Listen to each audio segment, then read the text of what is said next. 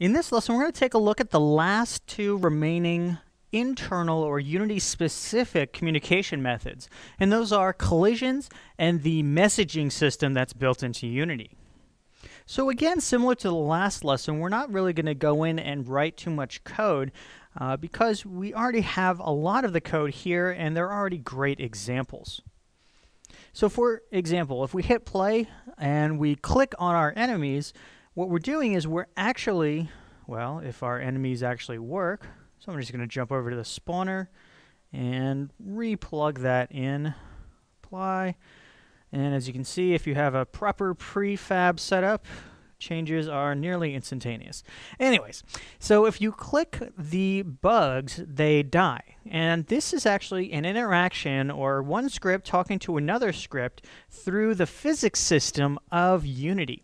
And to see this, we can go up to our simple GUI object. So if we scroll down here, we have the kill or click kill script. And if we open this up, it's a super simple script. We're just checking if the fire one button is pressed. If we do, we send out a ray, and then we get the ray cast hit, so depending on what that hits. And then we're using the SendMessageUpwards command. So let's begin by talking about colliders and triggers, because these are also very useful ways to find out what objects are touching other objects. So for example, we can use rays, colliders, and triggers to interact with two different objects. For example, if our player object, which we don't have in the scene, hits a wall, or if our enemy object hits the ground, if we have physical interactions on those, we can detect that and we can trigger and know exactly which object and which script we're interacting with. However, one of the downsides of using the physics engine is if things are moving too quickly, or if we don't have the order of operations, or if we don't have the proper scripts, nothing may trigger.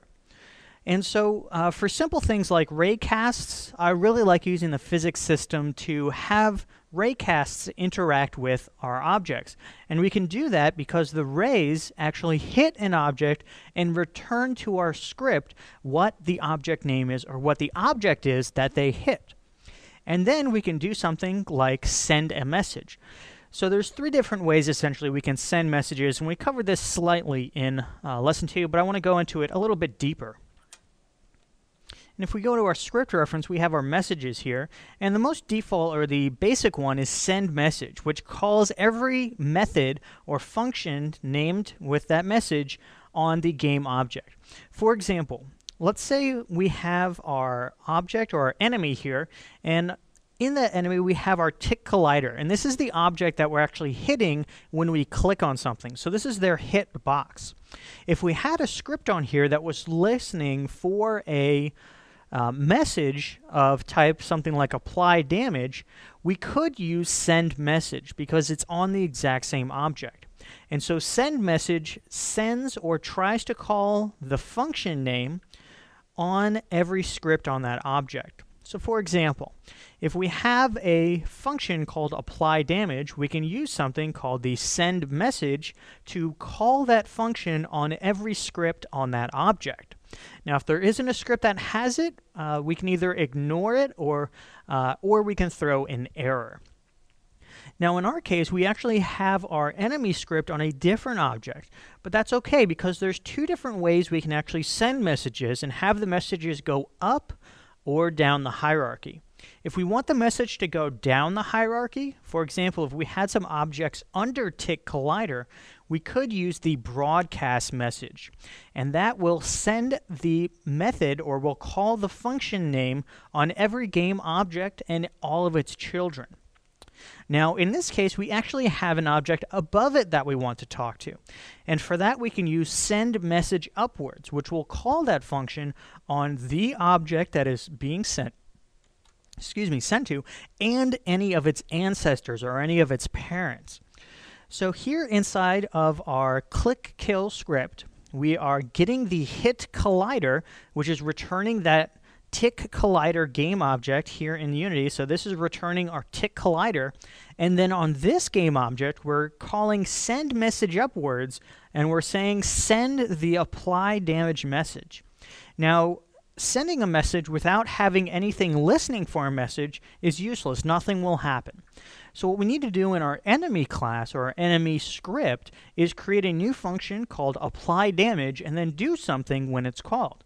For example, here, when our enemy is applied damage, we want to kill it.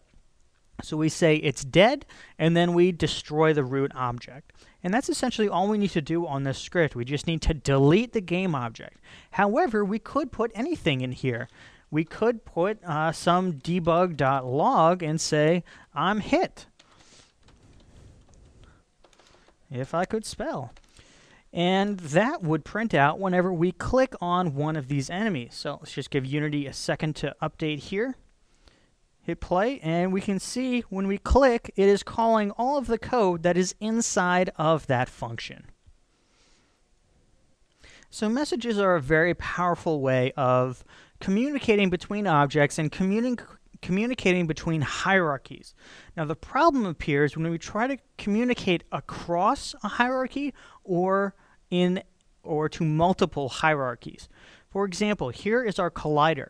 How, using the message system, could we access a script or call a function on tick model 01?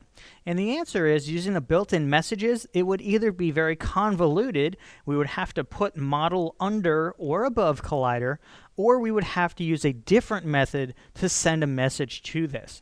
And so it becomes difficult to send messages to multiple objects with the built-in systems in Unity. We also have the we also have the concern of multiple functions being called. Now you'll notice these descriptions are very broad. Calls the method named this function name in this game object or any of its children.